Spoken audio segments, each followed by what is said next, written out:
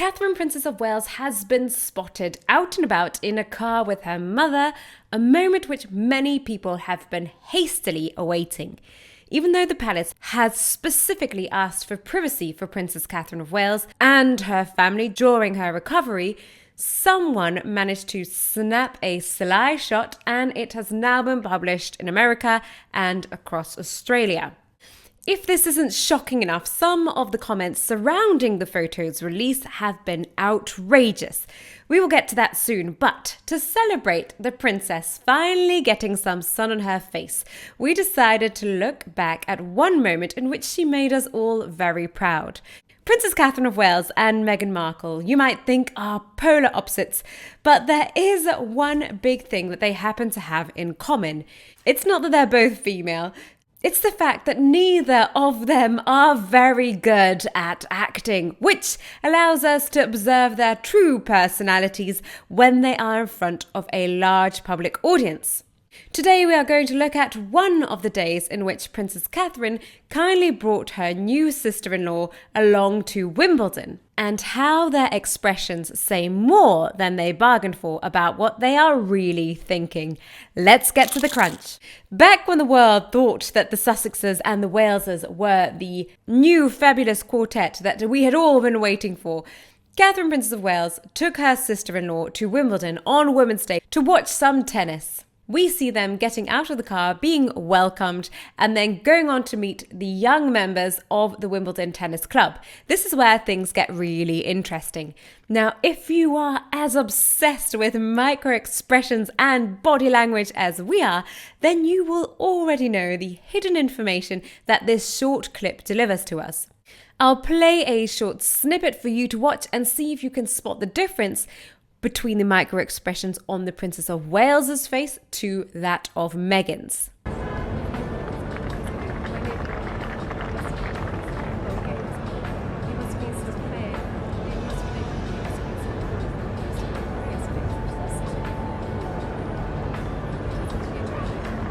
Before we get into the body language, we need to discuss the elephant in the room, which is Meghan's shirt. What is going on with her collar?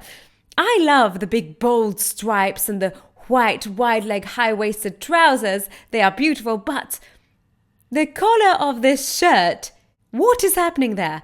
I'm not sure if it's supposed to be like that, or if she just left the house in a hurry and did not have time to fold it down properly. When you put it together with the messy bun hairdo, it does begin to look like she was running late and didn't have the time to tidy herself up before flying out the door.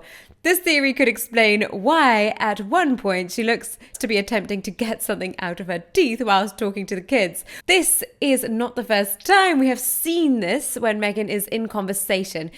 Do I have something in my teeth? So it could pertain to some personal complex that she has in which she perpetually is worried she has something stuck in her teeth. We can't know for sure. Catherine, Princess of Wales, is a seasoned professional with regards to Wimbledon and these particular meet and greets.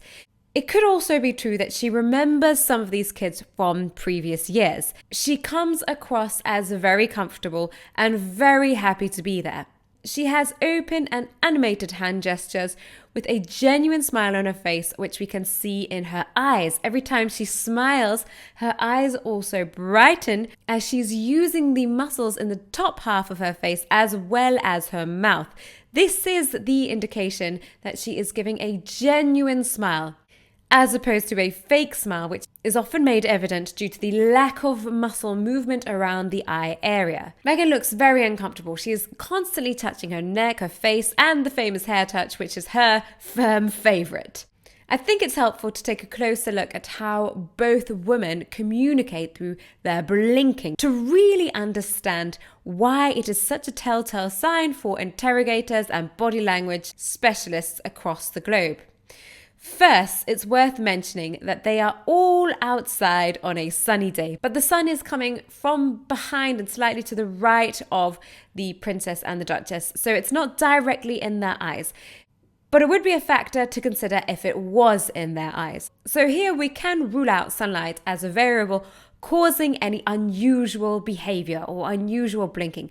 The sun is directly in the eyes of the kids lined up there, so we would expect that their expressions may include more squinting of the eyes than usual and maybe a lowered brow or even more blinking than we would expect normally. However, Princess Catherine of Wales and the Duchess do not have this concern. First, let's look at when the princess blinks. She will rarely blink when listening to someone. Instead, she's fixated on the person she's engaged with. This is a quality that she has with whoever she is talking with, be it these kids or the president of South Korea. She blinks mainly at moments in which she is shifting her gaze from one person to another, and that is very normal. Try to clock when you are shifting your gaze. Very frequently, we blink in these moments. It's very normal, but we're not doing it consciously. Her eyes frequently widen through her conversation and her brows follow, lowering when she's curious to hear what the kids have to say in response to her question. It's all very natural and it's very clear she's relaxed and enjoying the moment. When we compare that to how many times Meghan is blinking in roughly the same time frame, let's count.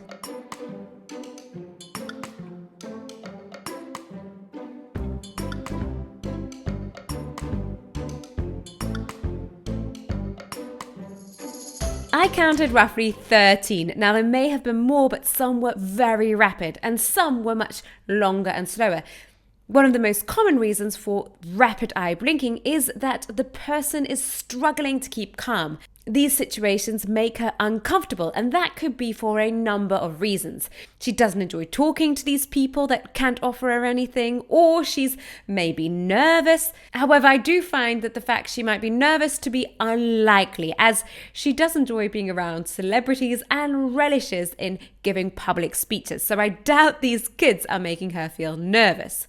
Meghan keeps her gaze low, and this can imply a couple of things, but here it's most likely due to restlessness. We can assume that due to the fact that she's constantly fidgeting and rarely keeps still, rocking on her feet. But also the sideways glance indicates that she wants to move on. Often, if we glance at something, it's because we want it. So if your husband is looking at that cookie too much, it's probably a sign he wants to eat it. If someone is being interrogated and they are continually looking at the door, that's an indication that they might like to leave. Meghan looks at the next person as she wants to move on, bringing her closer to her goal of getting out of this situation. Lastly, let's take a look at the difference in the two ladies' smiles. Catherine, Princess of Wales, has a very natural smile that lifts at the corners of her mouth, and Meghan gives a much wider but very horizontal smile, more like what we see on Wallace from Wallace and Gromit. Someone said Meghan Markle pulls at her clothes too much. She is so nervous and she was not ready for this. She didn't fit in at all. And that is the impression that we get from watching these earlier videos. She is possibly nervous, but she doesn't want to be there, whether it's nerves or whether it's discomfort at the fact that she's forced to do something that she doesn't want to do.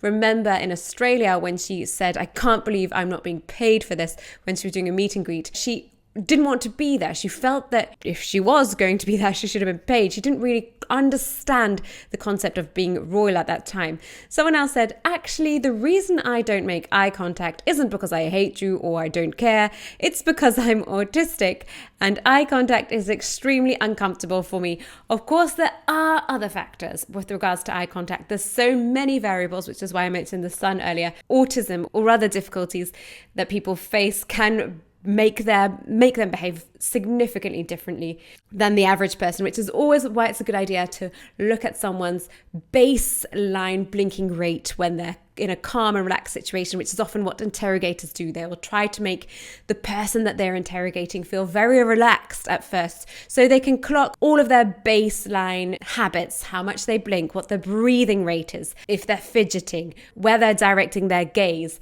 and then they can compare it to the moments in which they begin to add pressure, and they can see if there's a big fluctuation in those expressions in their body language to tell whether that person is lying or is beginning to feel the pressure, which often indicates lying. So that could be another reason. Autism.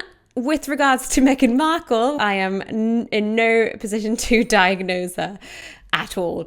Someone else said, I'm surprised that Harry's wife didn't push Catherine as she always did with Harry. Seems like she knows her place and how irrelevant she is compared to Catherine. No wonder why she hates Catherine so much. It is fascinating to see how pushy Meghan is with Harry. We do enjoy watching those videos with regards to other people in which she wouldn't dare be nearly so obvious with her intentions, I guess we could say politely. She's certainly very bossy when she's around her husband, Harry, with her grabbing and her pushing him out the way and struggling to get past him. And it can be quite fascinating to watch. Someone else said, look at Meghan's collar in the back and sloppy, messy hair. All she does is make Princess Catherine look even better than perfect. Princess Catherine of Wales undeniably looks perfect all the time. What an inspiration she is to women. I cannot wait for the day in which we see her queen of our country. Meghan, the hair, the collar, I mean, yes, she could have done better. Give this video a like if you think Meghan was slightly out of her comfort zone. And feel free to subscribe to help the Crown family grow. Hit the notification bell if you don't want to miss a future episode, and I'll see you down in the comments.